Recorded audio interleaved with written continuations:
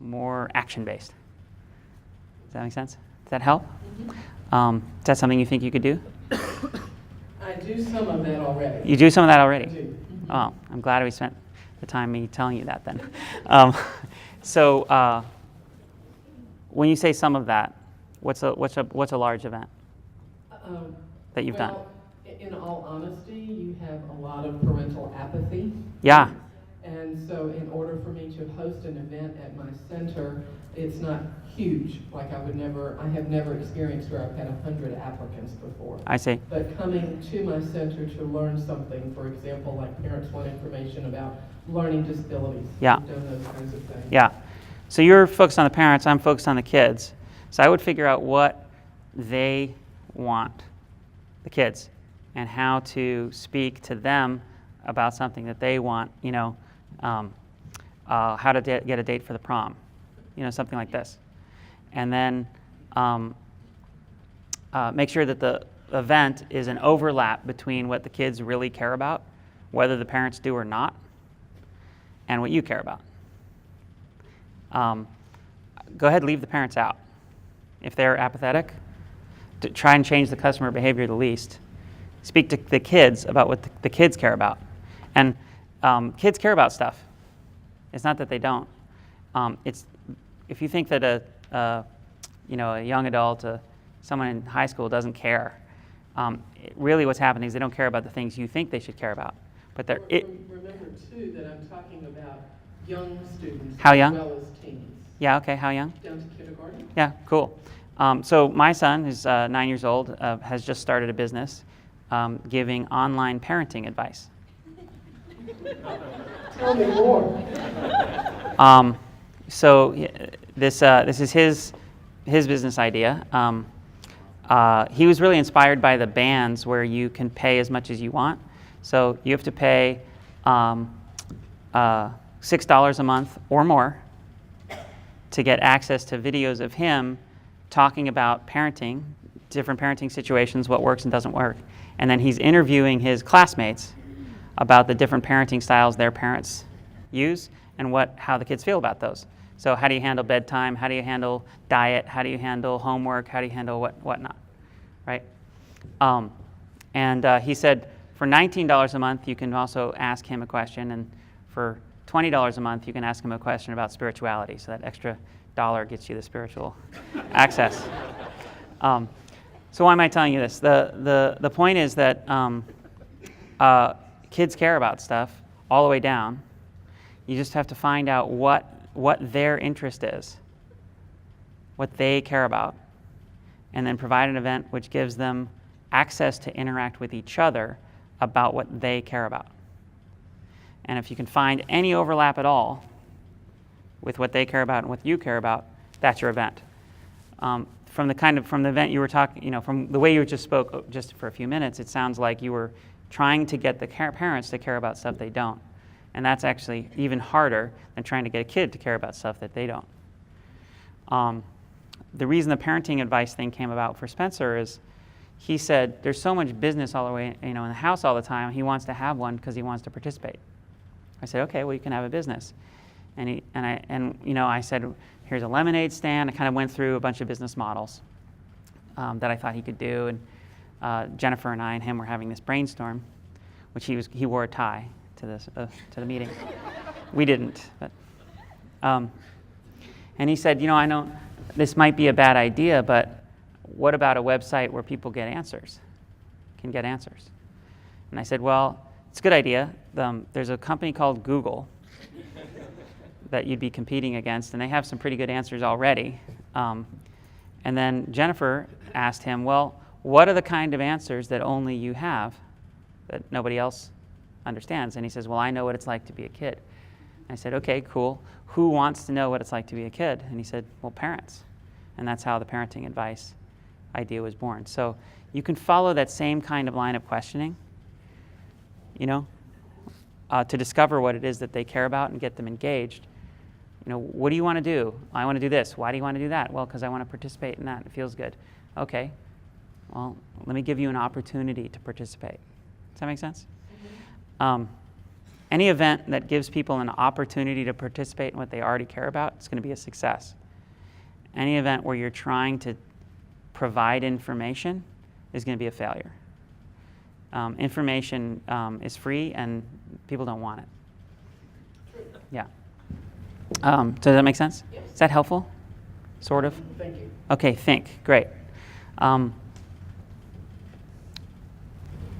Well, let's make it a little more helpful. So, is your main desire to get more leads? Sure. Is that what we're talking about? Sure. Okay. And the leads are the parents because they have to pay? Correct. Okay. And if the student asks the parents for the money because they want to do it, is that gonna go better, or is it better if the parent asks the student to get tutoring?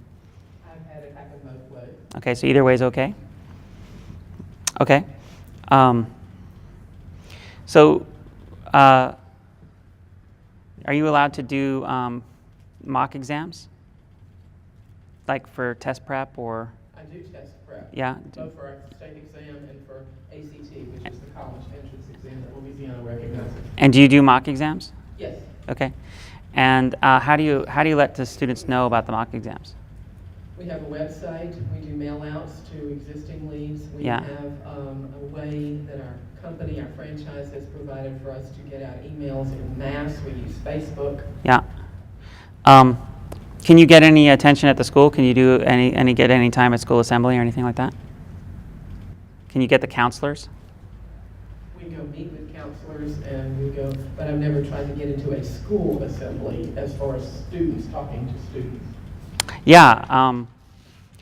I might take a couple of success cases that you have that are willing to talk about their success and put them on stage at assemblies and have the kids talk to the kids. I'm not so sure that school administrators would be receptive to that since I am a for-profit company. No, I understand.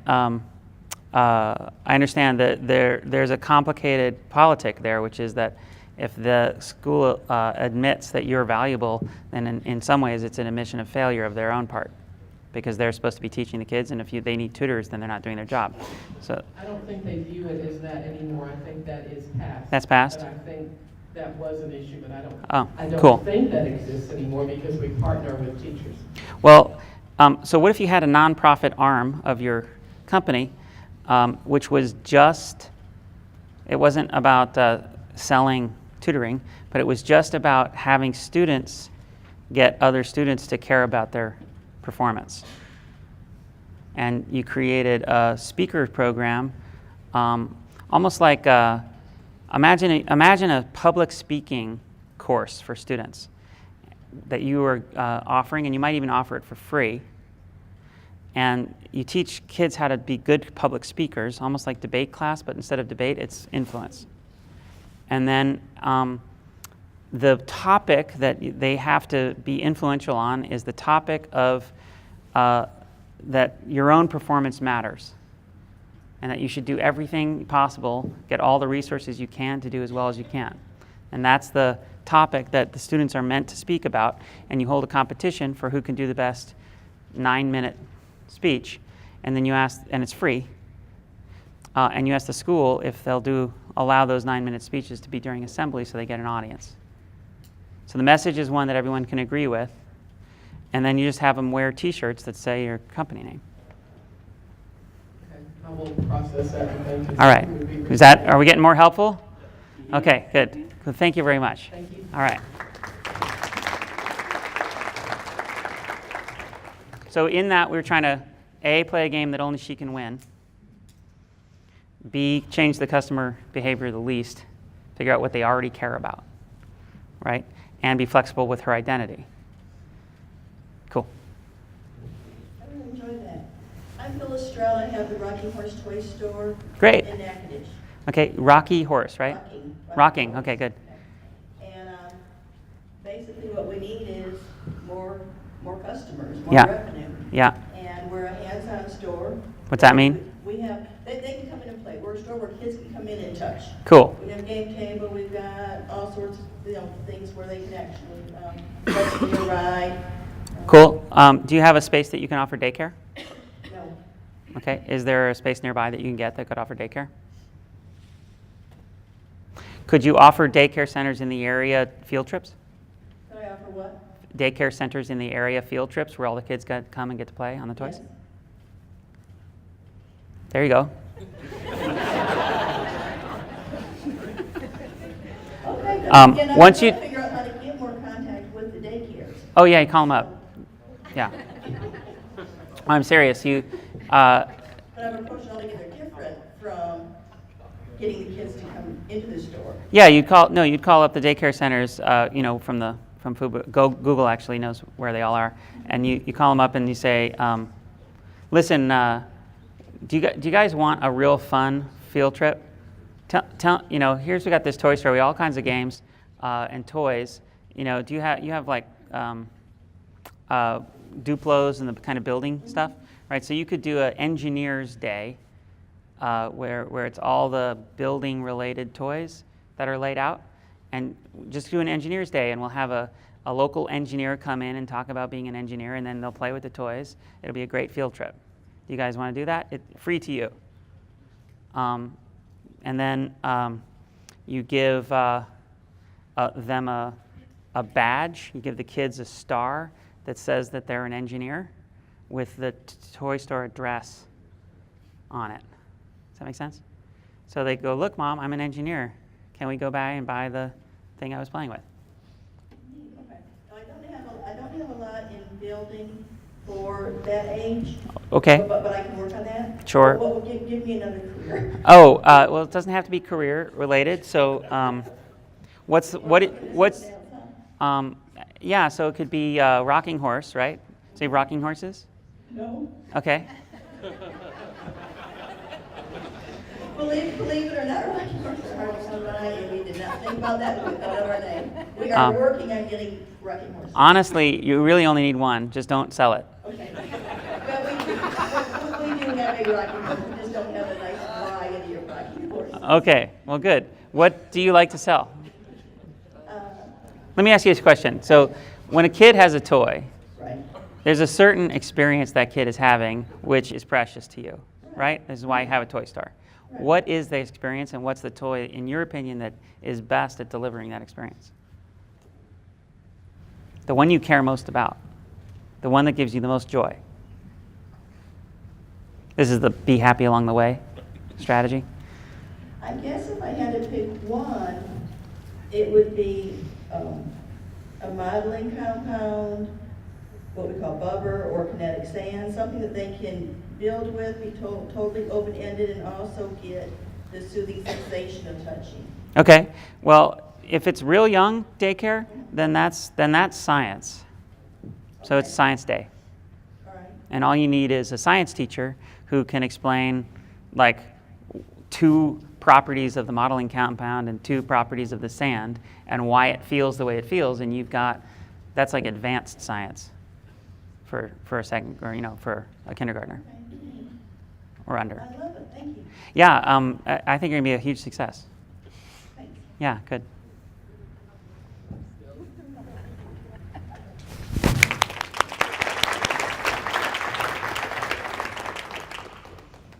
My name is Elaine King. Hi, Lane King. Thank you. I own a franchise called Beef O'Brady's. It is a restaurant. It's a family sports pub. Okay, gotta slow down so I can hear all the words, or put the mic closer, or both. I own a A franchise restaurant. Yeah, it's called Beef O'Brady's.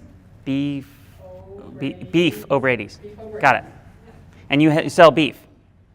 We do sell. Okay, good. That's not what I'm here for. No, that's all right. All right. What I'd like for you to tell me, Yeah. I want to become that value place for that, where you make that third connection. Yeah.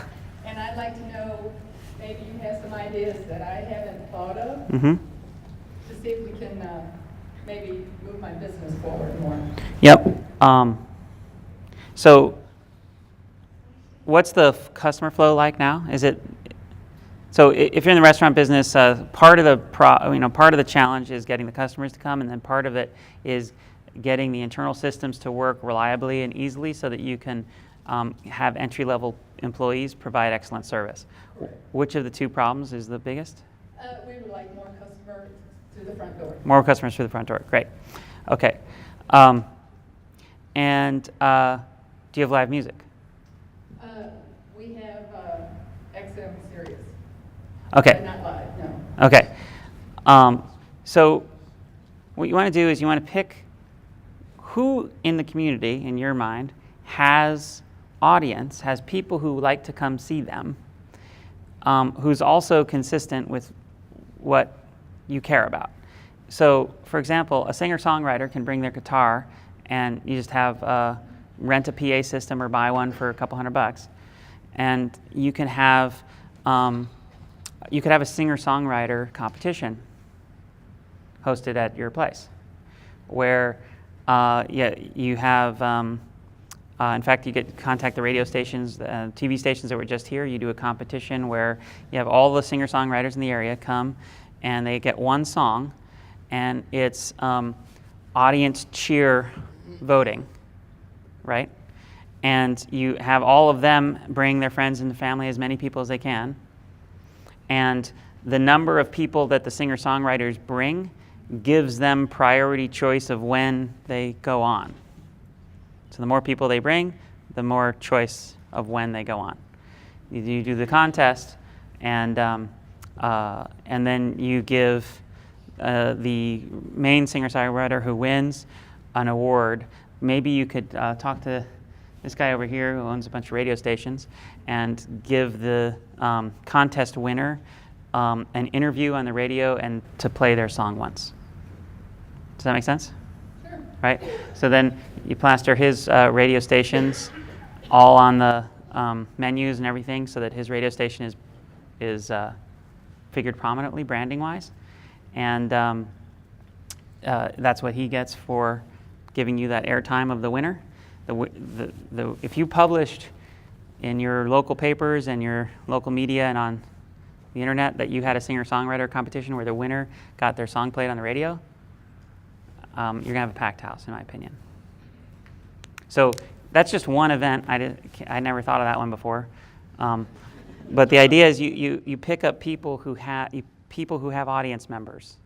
You know, speakers like me have audience members. Poetry. That's why you do a poetry reading. It's actually because all the poets know 6 people. Right? And you get 9 poets. Each of them knows 6 people, and then you got a nice evening. Does that make sense? So given the name of the place, the songwriter thing feels like it's probably more congruent than poetry readings. Well, I'm a family sports club, okay? Uh-huh. And that's really out there for, my theme of what I do. Yeah, it's It would definitely be something different. yeah. Exactly. Yeah. That's what I was talking about. Yeah. Yep. You could also do, I don't know, problem with like dart competitions and pool and stuff is that those guys don't have as much audience. You really need people who have followers, right? But musicians are not the only ones with followers. Speakers, authors, you could do, you said family sports, so you could find all the books that are sports related and call the authors and ask if they wanted to do a book signing. Right? So you have sports related books. Cool? We have had some professional football players in that did autograph signings, that kind of thing. That'll work. Yeah, one a week. Yeah, that would be awesome. Yeah, one event a week. I think they're kind of busy right now. No, I don't mean the football players. I mean one event. One event per week. If you do one event per week, then you're going to buy in a second franchise. And next time when you buy a franchise, do more research on the location before you buy it. Does that make sense? Did you go there and click the walkers? That's the old way. I still think it's the best, though. Well, I've been open 7 years, and when I picked my location, Yeah. that is the growing part of Alexandria. Uh-huh. Well, what I'm suggesting, though, is that you go there with a counter, and you count how many people walk by your location, right? You know that trick. Yeah, thank you. Thank you. Awesome.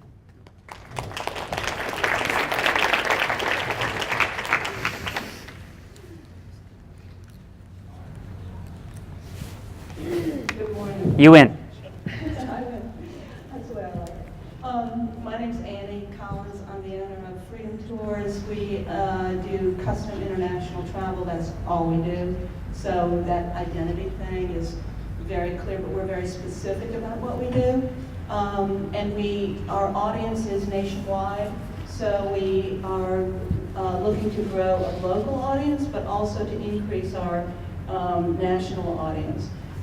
So you said it's very specific. Can you tell me what it is specifically, so I know? We specifically sell custom international travel Okay. to couples, families, honeymooners. If you're going to Vietnam, you're going to call me. Okay, good. We don't do any packages. We don't do any Caribbean. And we don't do anything that you could do independently. Right. So what I'm interested in from this, I'm interested in the whole thing, but a couple things that popped out to me were we want to play to be where we're the only winner. Okay, right. You know, and I feel like that's a messaging issue, but I also think after watching and listening to you that it's also a matter of separating ourselves and finding that one thing that we do that no one else does. Right. And you used the example of Vietnam. Is it because you have a special relationship there, or is that just an example? We have special relationships with people around the world, and Vietnam is one of them. Okay. So Vietnam's not the only country. It's No, okay. we do everything but the Caribbean. Everything but the Caribbean.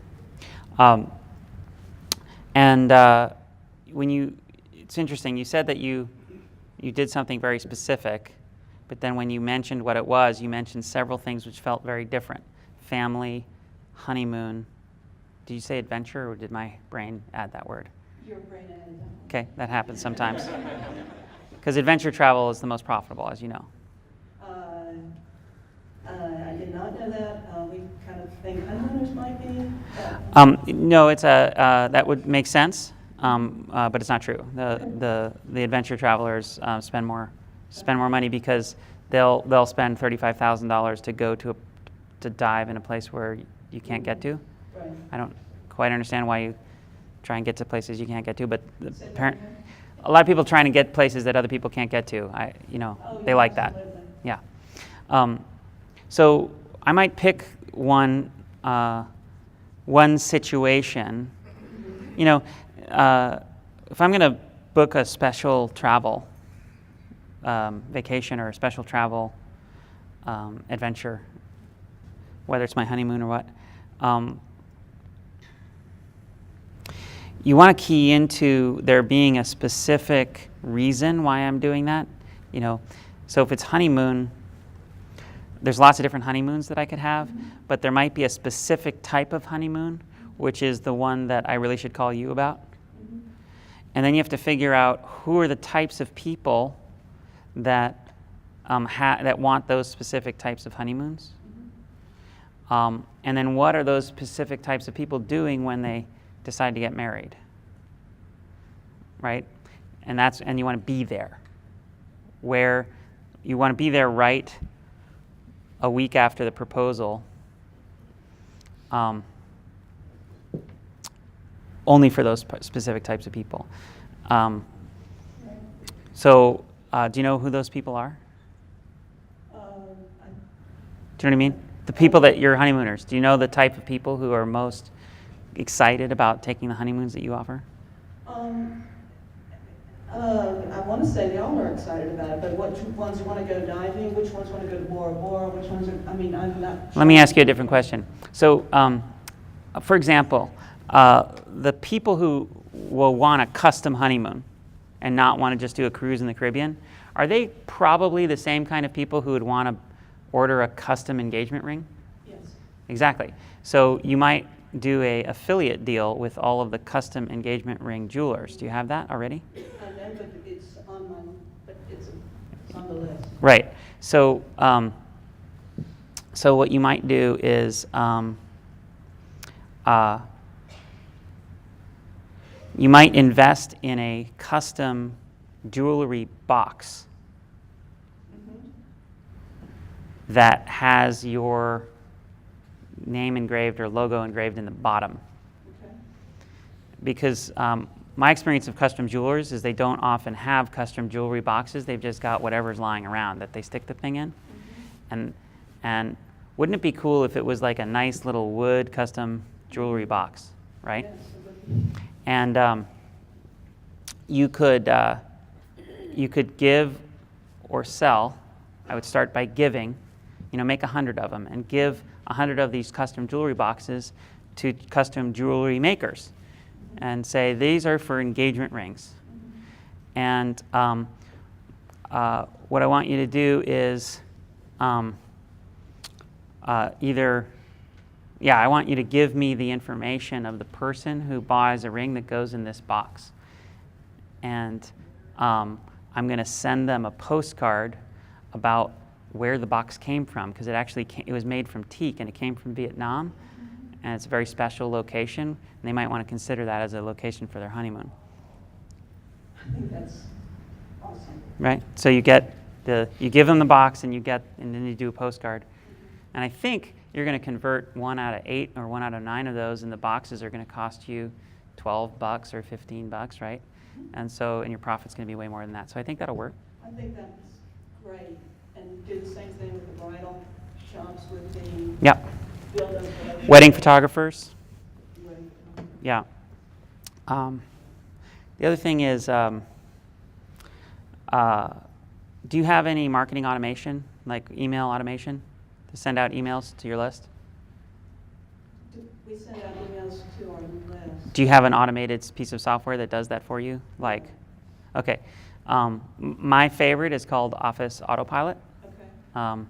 In fact, that's why I'm here, is that I was speaking at their conference, and Wayne here saw me there and asked me to come here.